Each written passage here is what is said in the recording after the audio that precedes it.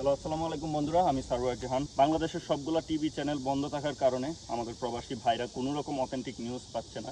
তার জন্য আমি ভাবলাম যে আমার নিউজ করতে হবে। আমি বিভিন্ন জায়গায় Al Jazeera, BBC, international news থেকে নিউজ কালেক্ট করে এটা আমি বাংলায় পড়ছি এবং সবগুলো অথেন্টিক নিউজ, যেমন এটা বিবিসি নিউজ, আল জাজিরা, তারপর বিভিন্ন জায়গা থেকে আমি নিউজ কালেক্ট করছি। আমি বিশেষ করে প্রবাসীদেরকে জানানোর চেষ্টা করছি যে আসলে দেশের মানুষ কেমন আছে, দেশ কেমন আছে।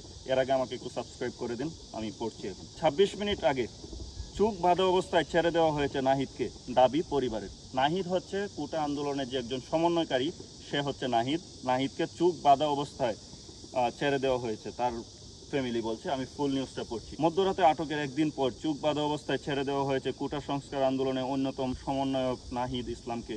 রোববার ভোরে তাকে ছেড়ে দেওয়ার পর রাজধানী একটি হাসপাতালে চিকিৎসাধীন আছে বলে জানিয়েছে তার পরিবার।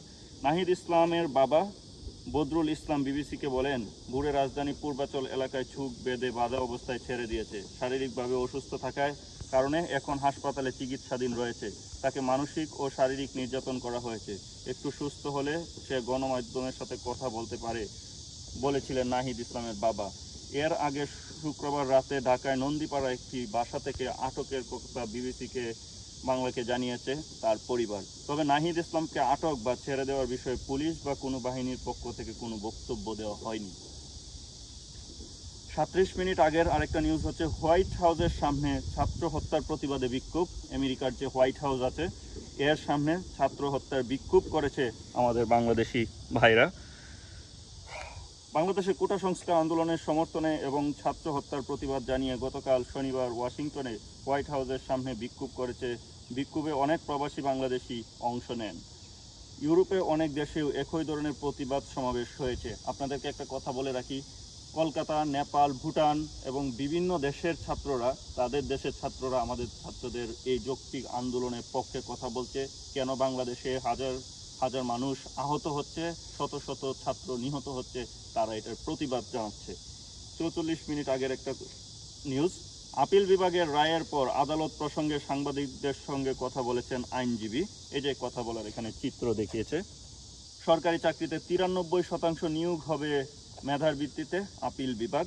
এর মধ্যে ৭% থাকবে কোটা, ৫% থাকবে মুক্তিযোদ্ধা কোটা, ১% থাকবে ক্ষুদ্র নিগোষ্ঠী কোটা, শারীরিক প্রতিবন্ধী আমরা যাদেরকে বলি তাদের, এবং তৃতীয় লিঙ্গের মানুষদেরকে। সরকার বুঝলো ঠিক আছে, কিন্তু আমাদের এত এত মানুষ মরার পর আসলে যে কেন বুঝলো, আমি এই জিনিসটা আমার মাথায় ধরছি না।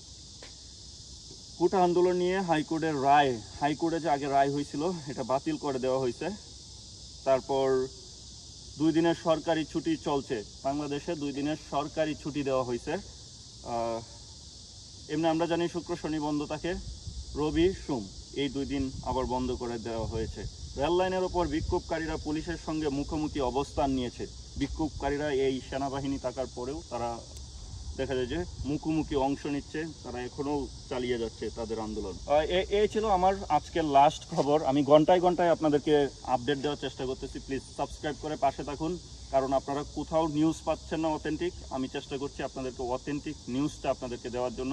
সো সাথে থাকুন, ভালো থাকুন, আপনারা সুস্থ থাকুন। আশা করি খুব শীঘ্রই ইন্টারনেট কানেকশন ঠিক হবে, কারণ এটা নিয়ে তো আমাদের কথা বলতে হবে। কারণ যে অবস্থা দেখতেছি, খুব শীঘ্র যদি না কথা বলে, আমরা যারা দেশের বাইরে আছি তারা মানে মানসিকভাবে অনেক কষ্ট ফিল করতেছি, যাতে আমাদের দেশে ইন্টারনেট ব্যবস্থাটা চালু করে দেওয়া হয়, আমরা যাতে বিদেশে কথা বলতে পারি।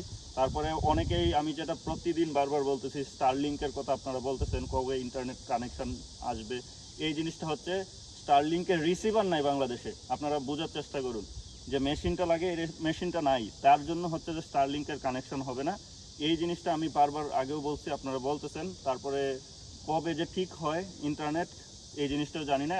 বাংলাদেশের যে তথ্য প্রযুক্তি মন্ত্রী পলক বলল যে বিটিআরসি ভবন এইখানেও নাকি হামলা হয়েছে, কারণ হচ্ছে ইন্টারনেট বন্ধ করে দেয় সরকার। আন্দোলন হইলে ইন্টারনেট বন্ধ করে দেয়, তার জন্য ছাত্ররা গিয়ে আবার আন্দোলন মানে ওইখানে দেখা যায় যে বিটিআরসি ভবনে হামলা করছে। তারপর বলছে যে এগুলো রিপেয়ারিং করতে টাইম লাগবে। আমি জানি না এটা কি আসলে বলার জন্য বলতেছে নাকি সরকার এই জিনিসটা এমনি অফ করে রাখছে। আপনারা জানান কমেন্টে যে আপনার মতামত কি বর্তমান আন্দোলন সম্পর্কে। Thank you very much. আসসালামু আলাইকুম।